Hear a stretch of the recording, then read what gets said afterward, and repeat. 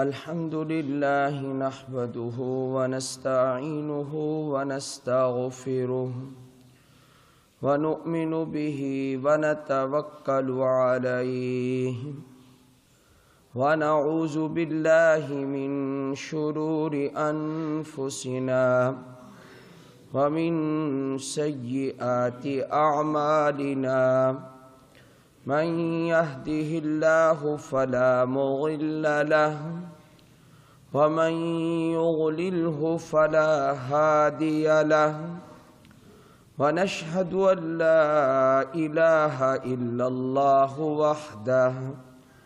وحده لا شريك له ونشهد أن سيدنا ومولانا محمدا عبده ورسوله أما بعد فأعوذ بالله من الشيطان الرجيم بسم الله الرحمن الرحيم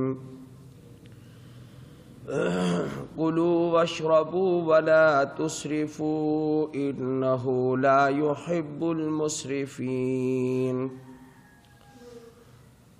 قال النبي صلى الله عليه وسلم بارك الله تعالى في أهلك ومالك إنما جزاء السلف الحمد والأداء صدق الله العظيم وصدق رسوله النبي الكريم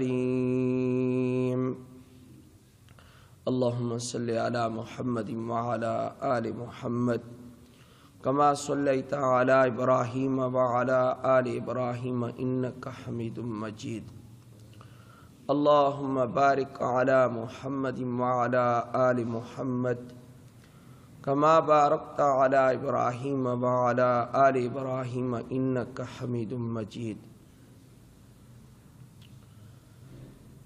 اللہ تعالیٰ نے قرآن کریم میں اسراف کرنے سے منع کیا ہے۔ اسراف کسی بھی چیز میں ہو اللہ کو پسند نہیں ہے۔ جس طرح اللہ تعالیٰ کو بخل کنجوسی پسند نہیں ہے، اسی طرح اللہ تعالیٰ کو اسراف بھی پسند نہیں۔ سورہ الاسراء میں اللہ تعالیٰ نے فرمایا ان المبذرین کانوا اخوان الشیاطین، جو مبذرین ہیں، اسراف کرنے والے ہیں، اللہ کے دیے ہوئے مال کو فضول خرچ کرنے والے ہیں، مال اڑانے والے ہیں۔ جس طرح کسان اپنے کھیت میں بیج کو ایسے ہی اڑا دیتا ہے، اس کا پھر بھی کوئی مقصد ہوتا ہے کہ یہ جہاں جہاں پہنچے گا وہاں سے پیداوار ملے گی، لیکن اڑاتے ہوئے جو کیفیت ہوتی ہے، فرمایا یہاں تو اس سے بھی گئی گزری کیفیت ہوتی ہے۔ فضول خرچی میں آدمی نفع کی طرف نظر نہیں کرتا اور اللہ کے دیے ہوئے مال کو فضول خرچ کر دیتا ہے۔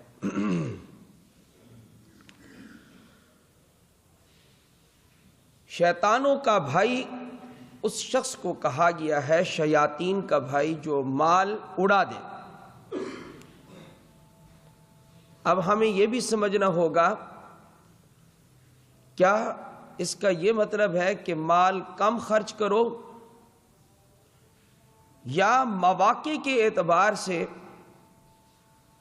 مال کو خرچ کرنے میں تبذیر اور عدم تبذیر، اسراف اور عدم اسراف آئے گا؟ شریعت کی نظر میں مال زیادہ یا کم خرچ کرنا یہ اسراف نہیں ہے کہ ہم یہ کہیں کہ اس نے زیادہ خرچ کر دیا، یہ اسراف ہے۔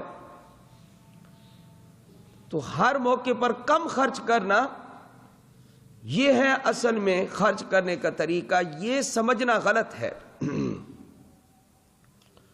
عام طور پر جب یہ موضوع بیان کیا جاتا ہے تو ذہن میں یہ آتا ہے کیا جہاں ہم 200 خرچ کرتے تھے آپ 50 خرچ کریں،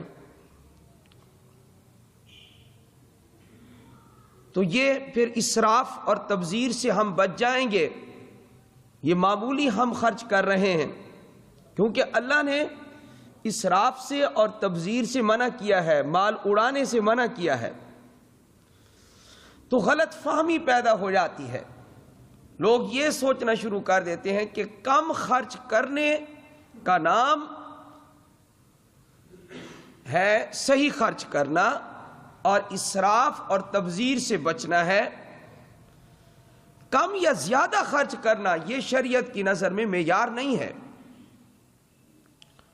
کوئی آدمی کہے کہ میں پہلے مسجد کے گلے میں یا ویسی ہی مسجد پر خرچ کرتا ہوں، تو پہلے میں خرچ کرتا ہوں اس کے اوپر 5000، اب میں مسجد پر خرچ کیا کروں گا کیونکہ اسراف سے منع کیا ہے، تبذیر سے منع کیا ہے، لہذا اب میں 500 روپے مسجد کو دیا کروں گا۔ پہلے میں صدقہ خیرات کیا کرتا ہوں تو اب صدقہ خیرات جتنا کیا کرتا تھا اس میں کمی لاؤں گا۔ اگر اس چیز کا نام اسراف سے بچنا ہے تو یہ غلط ہے۔ یہ مطلب نہیں ہے اسراف سے بچنے کا۔ اسراف سے بچنے کا معنی کیا ہے اور صحیح خرچ کرنے کا معنی کیا ہے اور مفہوم کیا ہے؟ تو رئیس الفقہاء حضرت سیدنا عبداللہ ابن مسعود رضی اللہ تعالیٰ عنہما ارشاد فرماتے ہیں، فی سبیل اللہ، اللہ کے راستے میں اگر کوئی آدمی اپنی پوری پونجی ہی لٹا دے، پورا مال ہی خرچ کر دے اللہ کے راستے میں، چاہے اللہ کا راستہ جہاد ہو، چاہے اللہ کا راستہ مسجد ہو، چاہے مدرسہ ہو، چاہے بیوائیں ہوں، چاہے یتیم بچے ہوں، فرمایا مستحقین پر چاہے پورا مال ہی لٹا دے۔ سیدنا عبداللہ ابن مسعود رضی اللہ تعالیٰ عنہ صحابی رسول فرماتے ہیں، اس نے دیکھو کتنا مال لٹا دیا، لیکن اللہ اس کو فضول خرچ نہیں کہتا، یہ فضول خرچی کرنے والا نہیں ہے۔ ورنہ تو سیدنا صدیق اکبر رضی اللہ تعالیٰ عنہ نے غزوہ تبوک کے موقع پر جب آپ نے فرمایا میرے صحابہ سفر دور کا ہے اور سامان کی بھی ضرورت ہے، تلواروں کی بھی ضرورت ہے، ہتھیاروں کی بھی ضرورت ہے، اونٹوں کی بھی ضرورت ہے، حضرت عمر رضی اللہ تعالیٰ عنہ مال لے کر آئے۔ کتنا لائے؟ کل اپنے گھر کا آدھا مال، نصف۔ آپ کتنا لائے؟ فرمایا کہ پورے گھر کا سامان اکٹھا کر کے لایا ہوں، اللہ اور اللہ کے رسول کا نام چھوڑ کے آیا ہوں گھر میں۔ سیدنا صدیق اکبر رضی اللہ تعالیٰ عنہ نے فرمایا، آپ علیہ السلام نے یہ نہیں کہا کہ تم اسراف کرنے والے ہو، تم فضول خرچی کرنے والے ہو۔ تو سیدنا عبداللہ ابن مسعود رضی اللہ تعالیٰ عنہ نے ہمیں مطلب سمجھایا ہے کہ خرچ کرنے کا موقع صحیح ہو، خرچ کرنے کی جگہ صحیح ہو، پھر چاہے جتنا خرچ کر دو۔ حضرت سیدنا امیر معاویہ رضی اللہ تعالیٰ عنہ نے ایک مرتبہ 1 لاکھ اور دوسری مرتبہ 2 لاکھ حضرت حسن رضی اللہ تعالیٰ عنہ کی طرف بھیجے۔ انہوں نے بہت جلد خرچ کر دیے، کچھ اپنی ضرورت، کچھ فقراء مساکین کو، سادات سخی ہوتے ہیں، پیسہ تقسیم کر دیا۔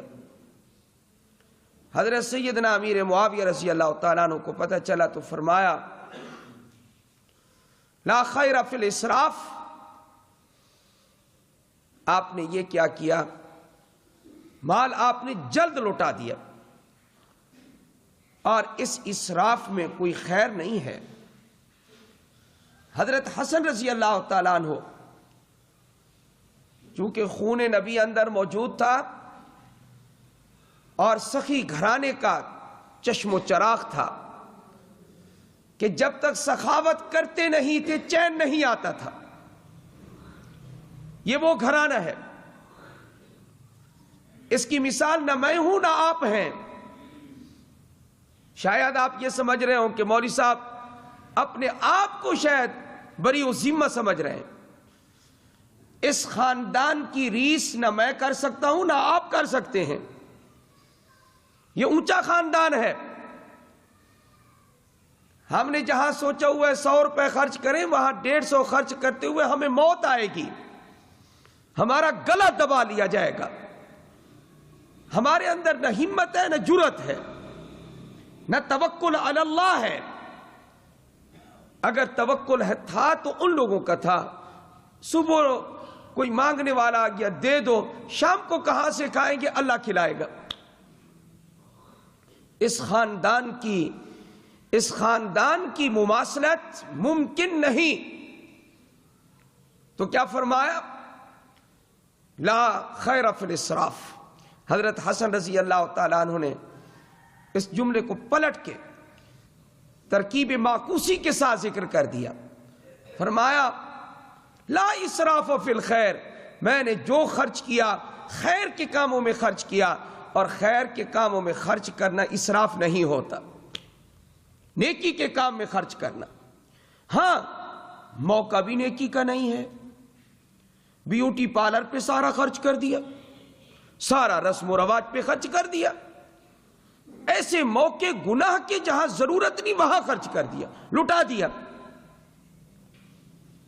شادی بیاہ میں اتنا خرچ کر دیا کہ محمد عربی صلی اللہ علیہ وآلہ وسلم نے سب سے اعلیٰ قیمتی ولیمہ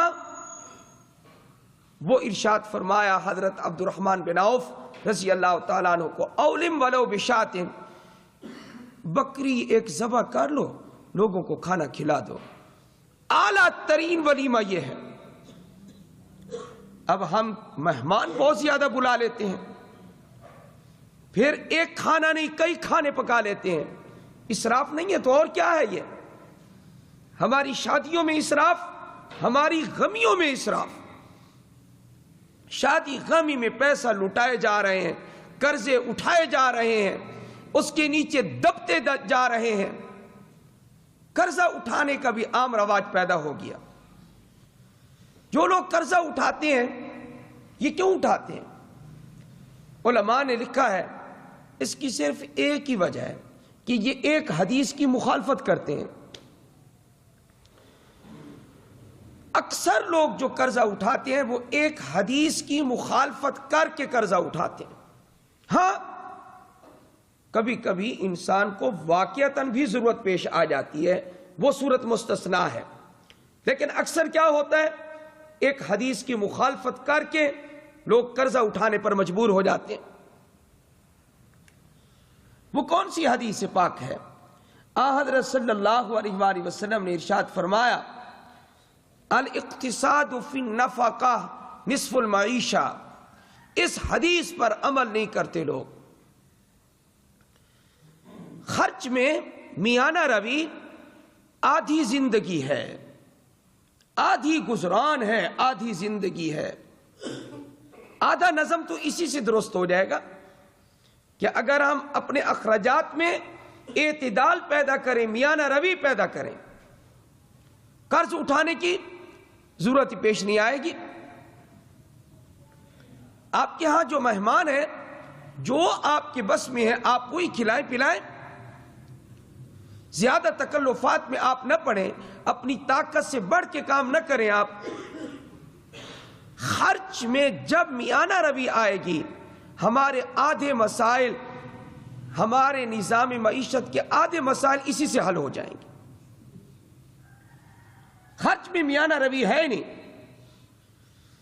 ہوتا کیا ہے، ایسے ایسے رواج بھی ہم نے دیکھے ہیں کہ سنے ہیں ہم نے کہ جناب یہ نند کو 5 جوڑے دینے ہیں، فلانی کو اتنے جوڑے دینے ہیں.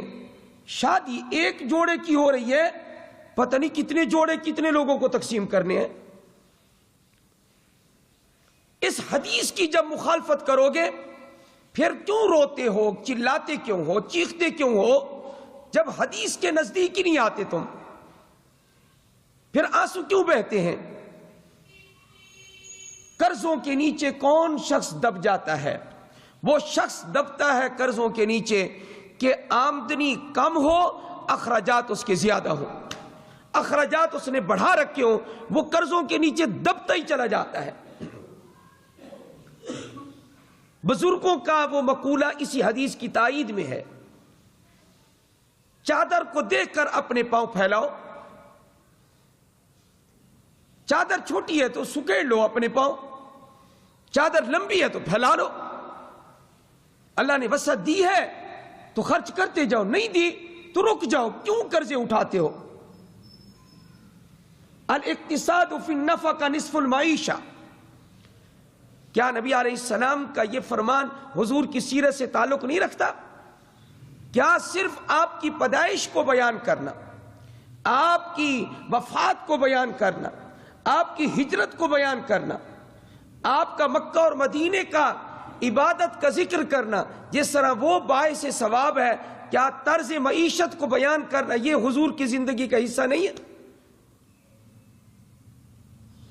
اور جس کو قرضوں کے اٹھانے کی اور خصوصاً ابتدا کہاں سے ہوتی ہے کہ آمدنی کم ہے، اخراجات بڑھا رکھے ہیں. اگر آپ کے پاس پیسے نہیں ہیں تو آپ مری کیوں جاتے ہیں؟ سیر و سیاحت کے لیے آپ اپنے بچوں کو کیوں لے جاتے ہیں؟ آپ جب آپ کے بس میں نہیں ہے.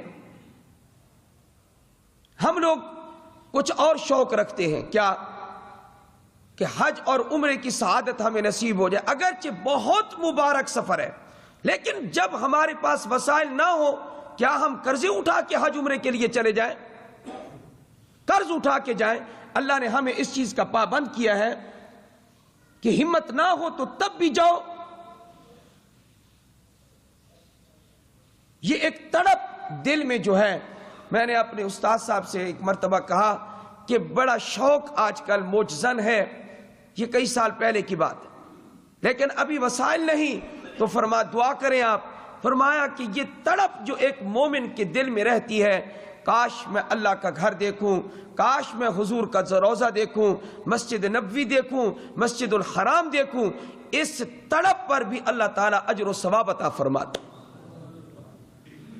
نہیں ہے وسائل تو کیا کریں؟ اب کیوں اپنے آپ کو، اپنی اولاد کو، اپنے اہل خانہ کو آپ مشقتوں میں ڈالتے ہیں؟ قرض اٹھانے والے کے بارے میں نبی علیہ السلام نے کیا ارشاد فرمایا؟ 1-2 باتیں ذکر کر کے ہم ختم کریں، آپ حضرات کی مکمل توجہ رہے. جو لوگ قرض اٹھاتے ہیں، ادائیگی نہیں کرتے، حدیث پاک ان اعظم الذنوب، مشکاۃ شریف جلد اول، ان اعظم الذنوب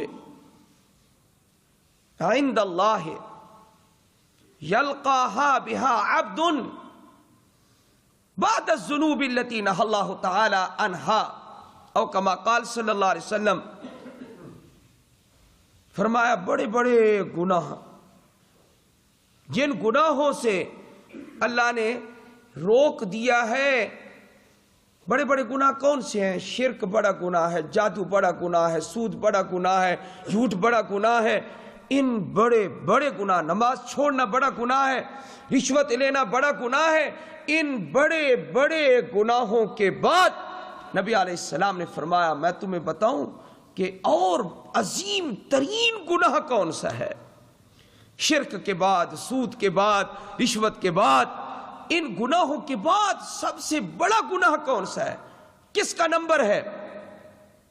رجل یموت، فرمایا ایک مرد ہو وہ مر جائے، وعلیہ دین، اور اس پر قرض ہو، لا یدع قضاء، پیچھے اتنا مال چھوڑ کے نہ جائے کہ وارث اس مال کو دے کر اس کے قرضے کی ادائیگی کریں، یہ اللہ کے نزدیک بہت بڑا گناہ ہے، بہت بڑا گناہ ہے۔ قرض اٹھا کر ادا نہ کرنے والا شخص کوئی معمولی گناہ میں مبتلا نہیں ہے، بہت بڑے گناہ میں مبتلا ہے۔ شاید مجھے آگے یاد نہ رہے، آج ہی فکر کریں، بلا ضرورت قرض نہ اٹھائیں۔ اگر کسی کے اوپر قرض چڑھا ہوا ہے تو یہ دعا جو حضرت علی المرتضیٰ رضی اللہ تعالیٰ عنہ نبی اکرم صلی اللہ علیہ وسلم سے روایت کر رہے ہیں، وہ مسنون دعا پڑھتے رہیں اور تمام مسالک کا اتفاق ہے کہ وہ صحیح حدیث سے ثابت ہے۔ وہ دعا کسی کا اختلاف نہیں ہے۔ وہ دعا یہ ہے، اللہم اکفنی بحلالک عن حرامک واغننی بفضلک عمن سواک۔ کتنی مختصر دعا ہے۔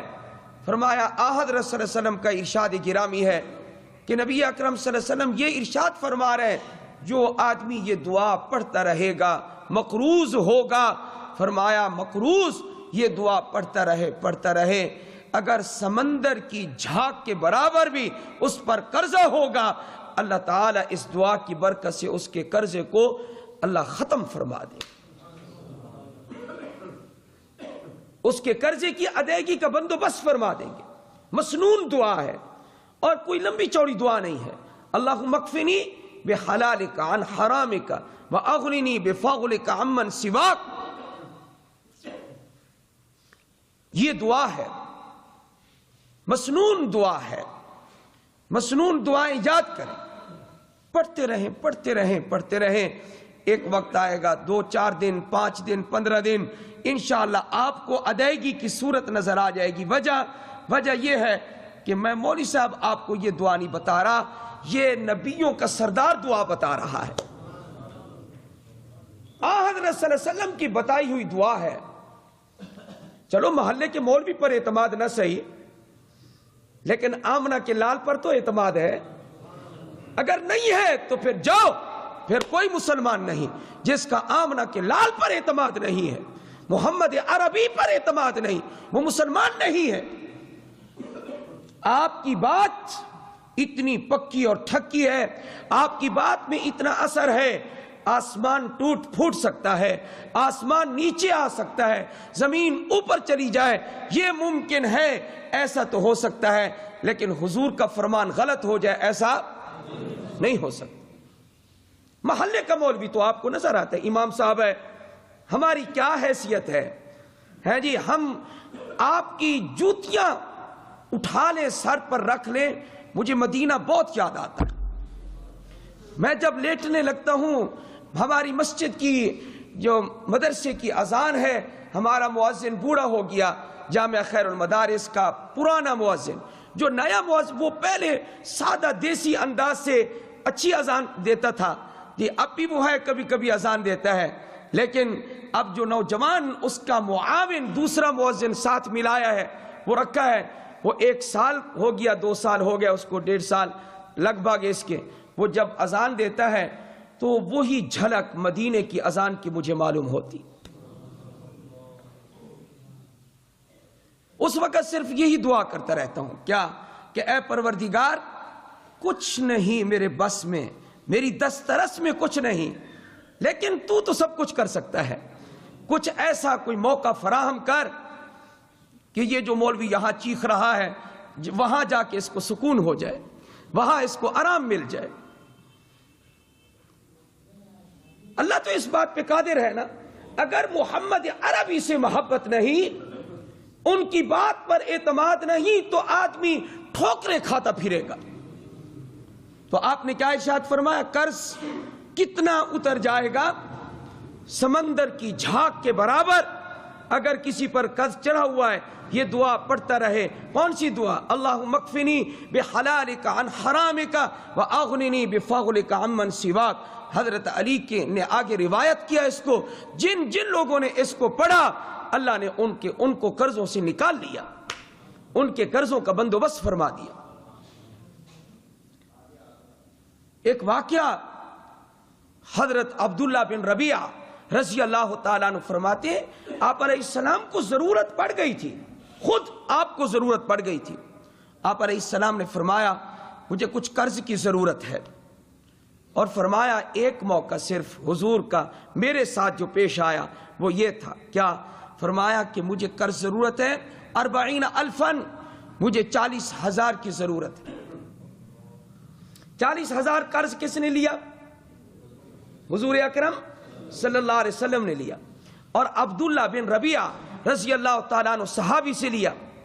فرمایا میں نے آپ کو دے دیا، فجاءہ مال، آپ کے پاس مال آیا، فدفعہ الیہ، آپ نے مجھے قرض ادا کر دیا، اور قرض ادا جب آپ نے مکمل کر دیا ایک پائی بھی کم نہ دی، تو آپ علیہ السلام نے اس کے ساتھ ساتھ 40,000 لوٹانے کے ساتھ ساتھ جو مجھے دعا دی وہ یہ دعا دی، بارک اللہ تعالی فی اہلک و مالک، میں محمد تیرے لیے دعا کر رہا ہوں کہ اللہ تجھے تیرے اہل میں، تیرے مال میں، تیرے گھر میں، تیری اولاد میں تجھے برکت عطا فرمائے۔ انما جزاء السلف الحمد والادا، فرمایا قرض کا بدلہ یہی ہے کہ قرض پورا پورا ادا کر دیا جائے، اور فرمایا کہ جس سے قرض لیا ہے ادا کرنے کے بعد اس کے لیے دعا بھی کی جائے۔ آپ نے یہ ارشاد فرمایا، کتنی بہترین تعلیم ہے۔ ایک صحابی محمد بن عبداللہ بن جحش رضی اللہ تعالیٰ عنہ، عجیب بات نہیں ہے کہ نبی بھی محمد اور امتی بھی محمد صلی اللہ علیہ وسلم، صحابی کا نام بھی محمد ہے، محمد بن عبداللہ بن جحش رضی اللہ تعالیٰ عنہ فرماتے ہیں یہ تھی مسجد نبوی، اور باہر وہ جگہ جہاں پر جنازے لائے جاتے تھے اور آپ جنازے پڑھاتے تھے، پھر جنت البقیع کی طرف لے جایا جاتا تھا ان جنائز کو۔ فرمایا وہاں میں بیٹھا تھا اور صحابہ بیٹھے تھے، حضرت صلی اللہ علیہ وسلم بھی تشریف فرما تھے۔ فرمایا وہاں ہم بیٹھے تھے بے فناء مسجد، مسجد کے باہر والے حصہ، مسجد سے نکل کر باہر جہاں جنازے آتے تھے اور آپ پڑھتے تھے پھر قبرستان لے جاتے تھے۔ فرمایا وہاں ایک مرتبہ میں بھی بیٹھا تھا، صحابہ بھی، اور ہمارے درمیان حضور اکرم صلی اللہ علیہ وسلم بھی تشریف فرما تھے۔ تو آپ علیہ السلام نے ہمارے درمیان بیٹھے بیٹھے اچانک آسمان کی طرف نظر اٹھائی۔ سب حضرات توجہ سے یہ حدیث سنیں۔ آسمان کی طرف نظر اٹھائی، دیکھتے رہے، پھر فطأطا بصرہ، پھر آپ نے نگاہیں نیچی فرما لی۔ آپ نے پھر ارشاد فرمایا کس قدر شدت نازل ہو گئی، وہی آ گئی تھی، وہی آپ پر نازل ہو چکی تھی، کس قدر تشدید نازل ہو گئی، بہت سختی آ گئی، بہت سختی آ گئی۔ یہ کہا ہماری تو جرت نہ ہوئی ہم پوچھتے کہ وہ سختی کیا ہے، وہ شدت کیا ہے، ہم تو نہ پوچھ سکے۔ فلم نارا الا خیرن، ہم کچھ دیر ٹھہر گئے، ہم نے خود نہ پوچھا، بعد میں دیکھا تو آپ علیہ السلام نے خود ہی ارشاد فرمایا لو ان رجلا قتل فی سبیل اللہ، یاد رکھو کہ اگر ایک مجاہد بھی اللہ کے راستے میں جان دے دے، اپنی جان دے دے، فرمایا اس کو قتل کر دیا جائے۔ لو ان رجلا قتل فی سبیل اللہ، ایک مرد اتنا اونچا رتبہ پا لے، شہادت والا رتبہ پا لے، ثم عاشا، پھر اللہ ایسا کر دے کہ اس کو دوبارہ اسی دنیا میں زندہ کر دے، زندہ ہو جائے، ثم قتل فی سبیل اللہ، پھر دوبارہ وہ شہادت پا لے۔ کتنی مرتبہ شہادت ہو گئی؟ 2 مرتبہ۔ ثم عاشا، پھر زندہ ہو جائے، ثم قتل فی سبیل اللہ، پھر اللہ کے راستے میں وہ شہید ہو گیا، 3 مرتبہ اس نے شہادت پا لی۔ 3 مرتبہ شہادت پانے کے باوجود اگر اس پر وعلیہ دین قرض ہوگا تو محمد عربی سے سن لو وہ جنت میں داخل نہیں ہوگا۔ اگر اس پر کیا ہوگا؟ قرض ہوگا، وہ جنت میں داخل نہیں ہوگا۔ قرض اٹھانے کی عادت ختم کریں۔ جو قرض اٹھاتا ہے وہ وعدہ کرتا ہے تو جھوٹ بولتا ہے، وہ مکر جاتا ہے، یہ قرض جھوٹ بلواتا ہے، یہ قرض وعدہ خلافی کرواتا ہے۔ اس کی سب سے پہلی سیڑھی کیا ہے کہ آپ اپنے اخراجات کو کم سے کم کریں، اپنی آمدنی میں رہیں۔